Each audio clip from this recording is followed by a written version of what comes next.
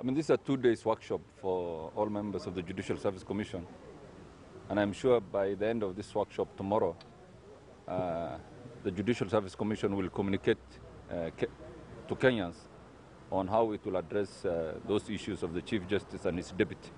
So definitely by tomorrow, I mean, it's something that will be known by the Kenyan public, the way forward, the way they will recruit the Chief Justice, his deputy, and even probably the judge of the Supreme Court. I mean, his term will end. He will elect to go or to go to the Court of Appeal, subject to vetting. I think he has to go to vetting before he elects to become a Court of Appeal judge. In other words, huh? Who will be doing this? Nobody will do. You don't have to have an acting Chief Justice in our view for the time being.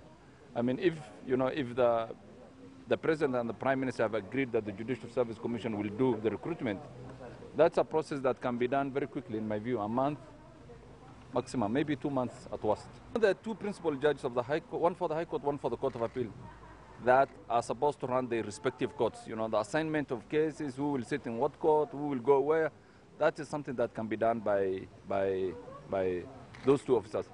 But you have to appreciate that under the new constitution, most of the functions of the Chief Justice are exercised by the Judicial Service Commission. You know, in terms of employment, in terms of discipline, in terms of transfers. Now those are functions that have been taken from the Chief Justice to the Judicial Service Commission.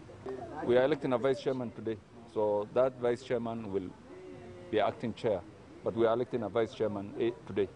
Yes. I have said, and I apologize to those who get upset by this, because I don't mean it politically, nor do I mean it as personal issue. Even when you recruit the Attorney General, considering that judicial authority invests in Kenyan people under Article 159, even when you are considering an Attorney General, considering the sovereignty of Kenya now vests in the people under Article 1, he will be giving legal advice on your behalf, and he will be giving legal advice for you.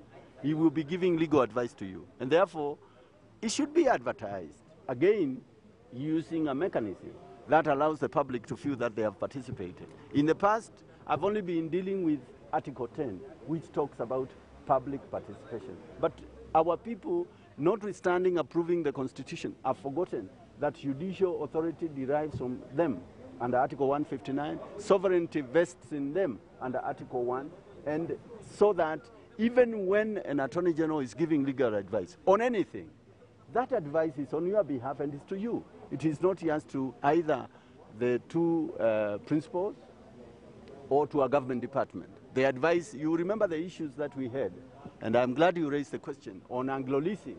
You remember the Law Society even taking the Attorney General to court on account of Anglo-leasing advice. Never again do we want those sort of situations. We want the man to know that he competed with other Kenyan lawyers who are qualified to become Attorney General. And when you produce him, he's produced transparently. All you need to do is go and talk to my good fellow senior counsel, Amos Wako, if you want to do it sooner. But don't force him out or convert it into politics so that a political party appears to be saying we no longer trust the Attorney General. Again, they are forgetting Article 159. The Attorney General does not give his personal point of view. He's supposed to give a public point of view that reflects the law. And I would hate a situation where the country is producing Attorney Generals on the basis of political party policy, knowing how shallow some of those political party policies are in this country.